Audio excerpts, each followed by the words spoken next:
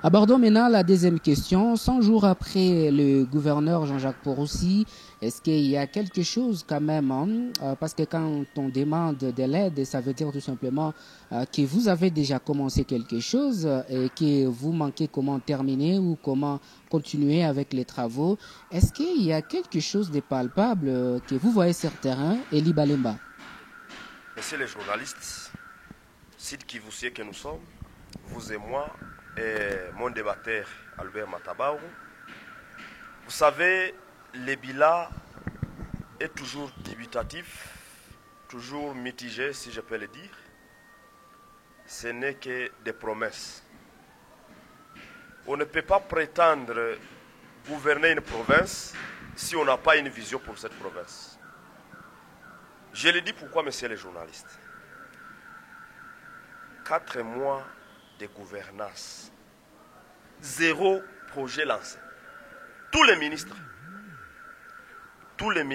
disent, sans exception, ne font que des visites, pas des projets qui sont lancés. Je vais parler proprement. Moi, je suis un garçon de Walungu dans la province de Sud Kivu. Nous avions beaucoup de dégâts qui se déroulent dans les territoires de Walungu. Dans cette ville de Bukavu, vous avez vu des pluies diluviennes qui ont emporté beaucoup de choses dans cette ville. Je vous donne un exemple de Nyawera, ici à côté, en face de la station Engine, où les érosions ont apporté une partie de la route. Ça fait presque 1 mois et demi que cette route est en ces dégâts-là. Donc, un petit rien comme ça semble difficile au gouverneur à abattre, à finir. 0 projet lancé. Ce que le gouverneur devrait faire, après 100 jours, parce que ces 100 jours ont été vraiment mitigés, il devrait faire maintenant, après 100 jours, repêcher, se retrouver, se rattraper.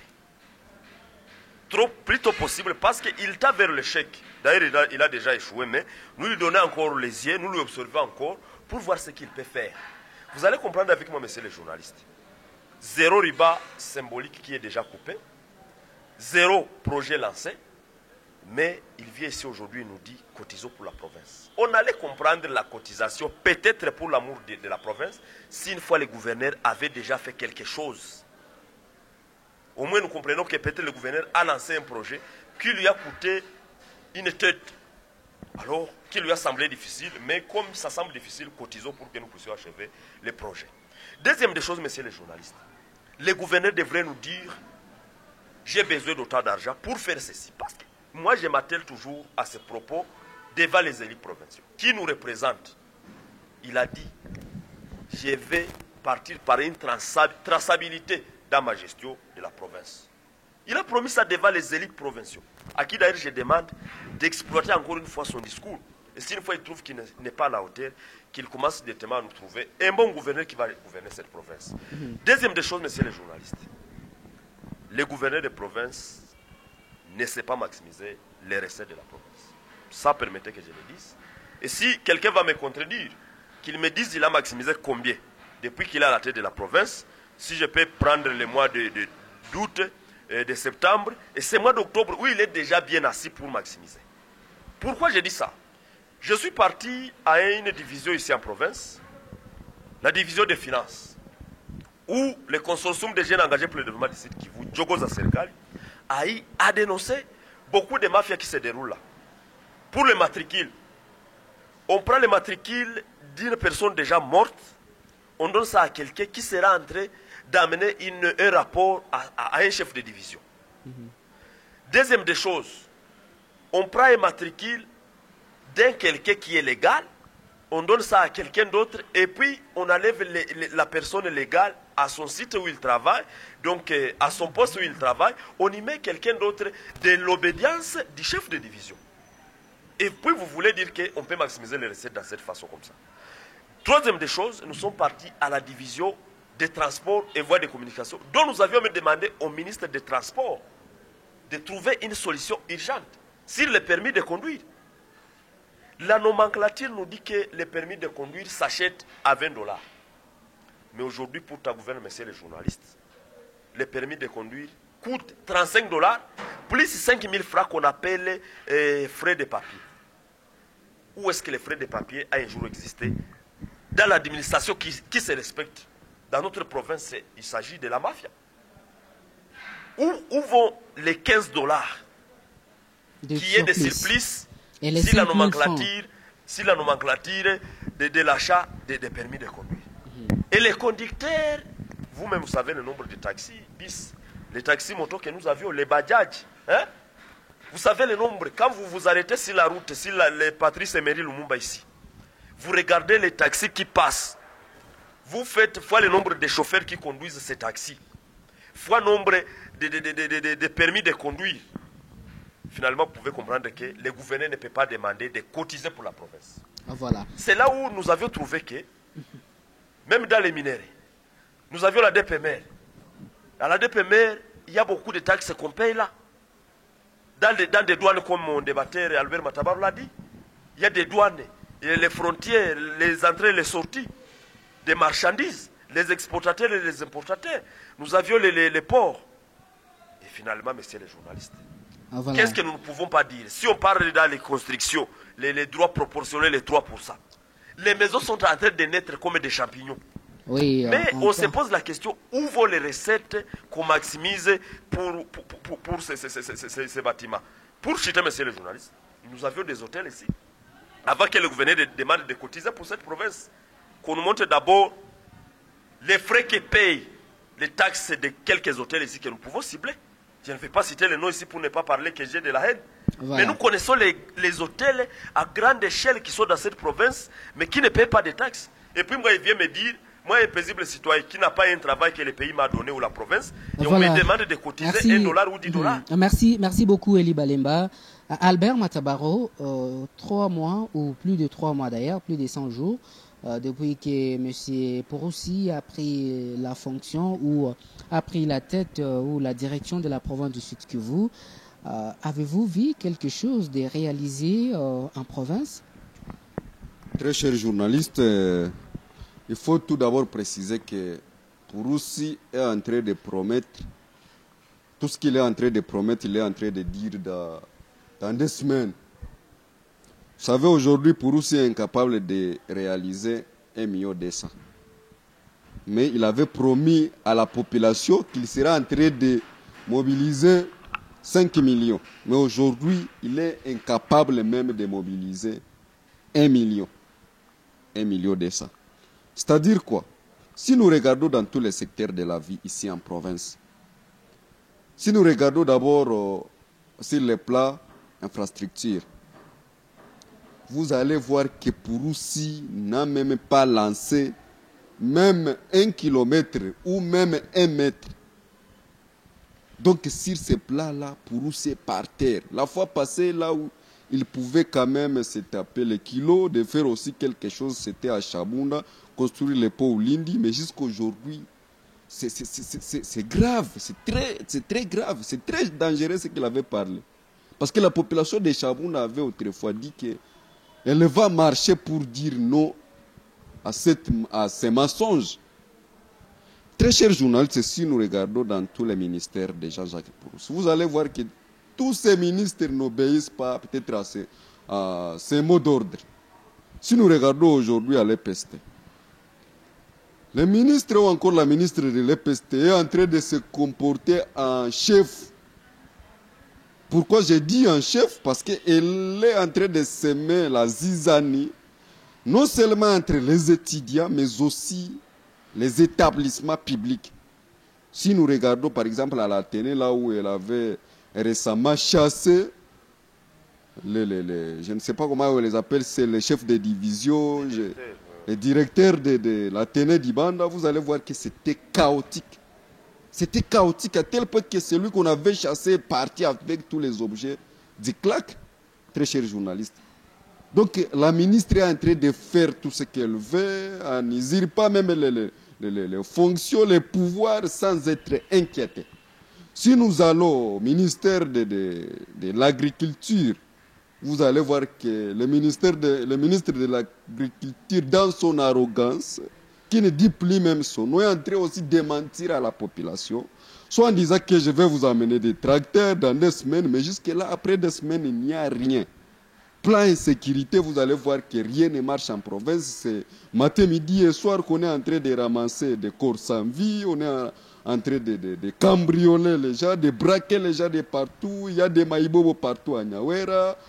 Donc, c'est l'insécurité totale au Sud qui vous, très chers journalistes. Au fait, sur ce plan-là, la province est tellement abandonnée. Si nous regardons dans le secteur des transports en commun, nous voyons Birengerenge qui a été d'abord, qui était appelé hier à l'Assemblée provinciale pour s'expliquer.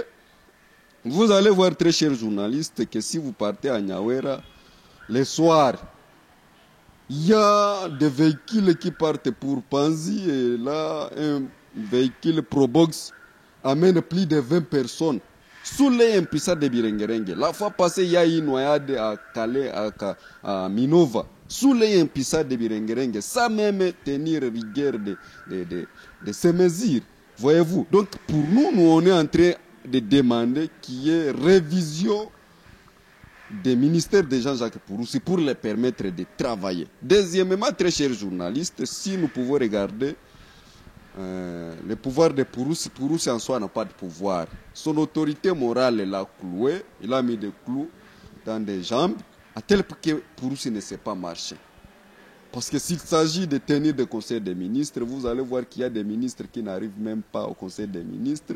Il y a des ministres qui boycottent ces conseils des ministres. Il y a des ministres qui obéissent à leur autorité morale au lieu d'obéir à Jean-Jacques Purusi.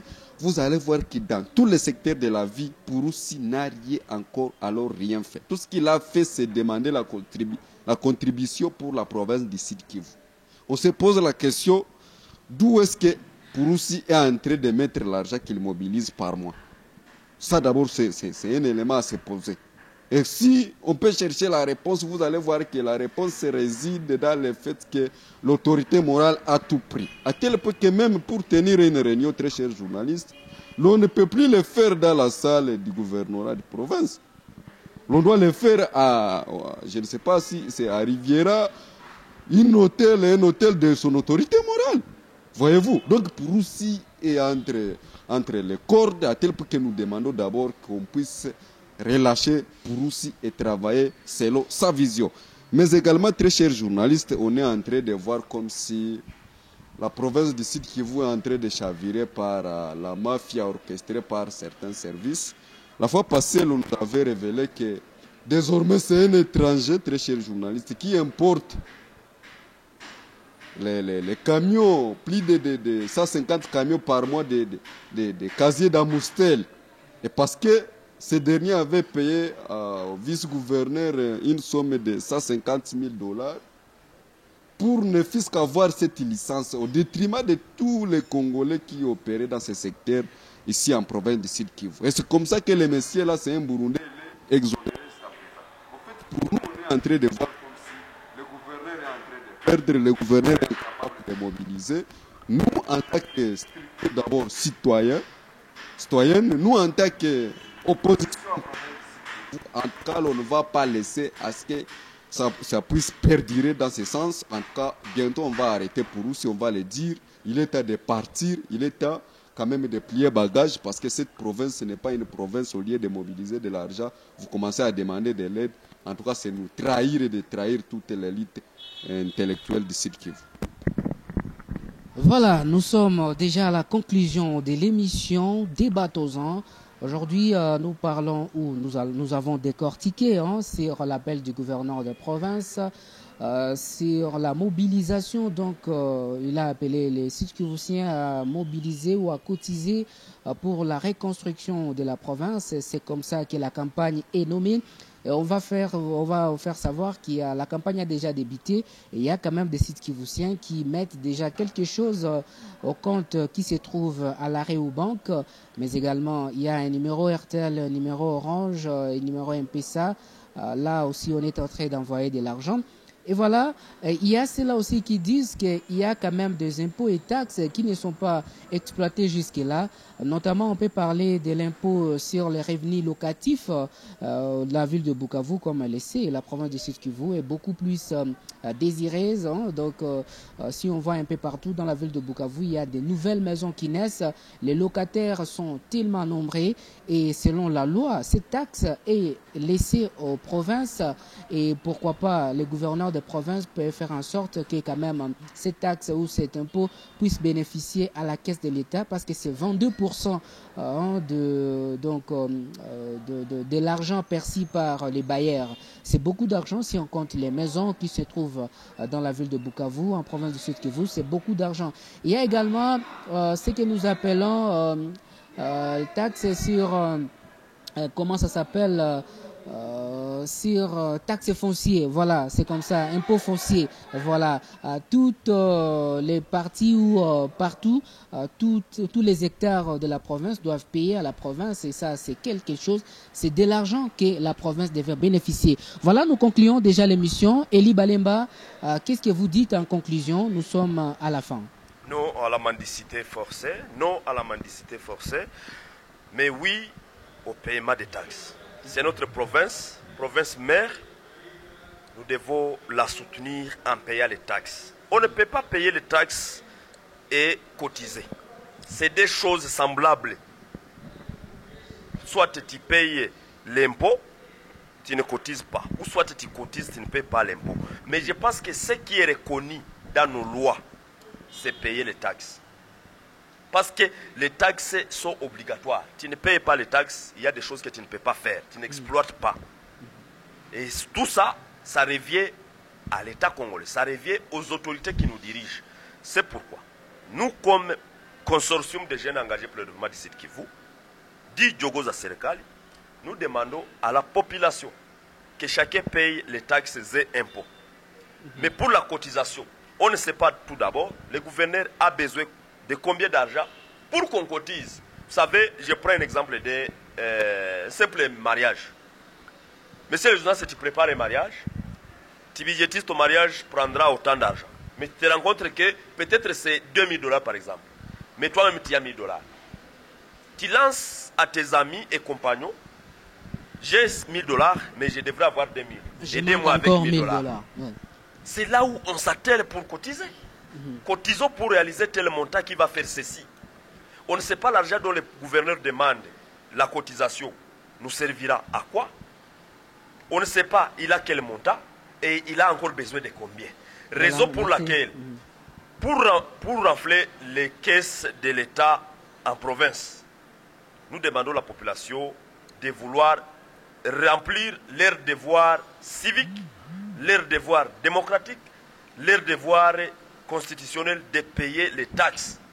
Et pour que nous puissions évoluer dans notre province. Voilà, mais question de cotiser, nous ne sommes pas d'accord et nous demandons au gouverneur d'éviter de bouffer l'argent de la province n'importe comment en résidant à l'hôtel, en roulant carrosse dans un véhicule d'une autorité morale, mais aussi tout en sachant que l'argent de la province doit être canalisé. Nous devons savoir comment c'est utilisé. Et sinon, on risquera de donner au gouverneur sortant la place de dire qu'il était le meilleur gouverneur. Voilà, merci beaucoup Eli Balemba. Albert Matabaro, quelle est votre conclusion? Très cher journaliste, je vais conclure en proposant au gouverneur quelque chose qui peut l'aider. Et sur ce, je ne demande pas qu'il me paye. Première des choses, moi je demande au gouverneur de mettre les hommes qu'il faut à la place qu'il faut. Parce que s'il avait les hommes qu'il fallait, le gouverneur aurait déjà mobilisé même plus de 10 millions de dollars par mois. Ça, d'abord, c'est une chose. Deuxième chose, le gouverneur doit tenir ses promesses. Parce que l'on ne peut pas être magoufouli, mentir à la population à la fois. C'est deux choses très très différentes. Le gouverneur doit tenir ses promesses. S'il a donné 2 semaines, en tout cas qu'il s'attelle sur ces 2 semaines-là. Troisième des choses, très chers journalistes, le gouverneur doit quitter la maison de l'autorité morale. Personne ne peut cotiser pour quelqu'un qui loge chez son autorité morale et lui paye $500 par jour. Personne. Il faut être fou pour donner à quelqu'un qui loge à $500 par jour ta contribution. Encore très journaliste, nous on demanderait au gouverneur des provinces de cesser le populisme. Parce que le populisme ne va l'amener nulle part. Et en fait, très cher journaliste, moi je demanderais au gouverneur des provinces de savoir gérer non seulement ses émotions, mais également de savoir gérer ses structures en province. Parce que si j'étais le gouverneur des provinces, j'allais déjà chasser immédiatement le cordeau de la cellule de communication qui ne l'aide à rien. Parce que si tu donnes l'image, une mauvaise image du gouverneur des provinces, en tout cas, sachez que vous êtes en train de trahir la province sans le savoir. Il y a des photos qui sont en train de passer sur les réseaux sociaux du gouverneur des provinces, là où il s'habille de t-shirts bizarres. C'est comme ça que nous l'appelons. En tout cas, ça ne peut pas passer.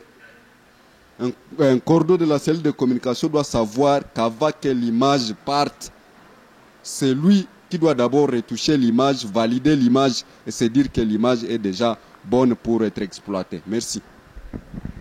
Cri d'alarme TV, c'est terminé pour cette émission Débattons-en. Nous avons parlé de l'appel du gouverneur de province sur la cotisation et vous avez suivi les réactions sur ces plateaux.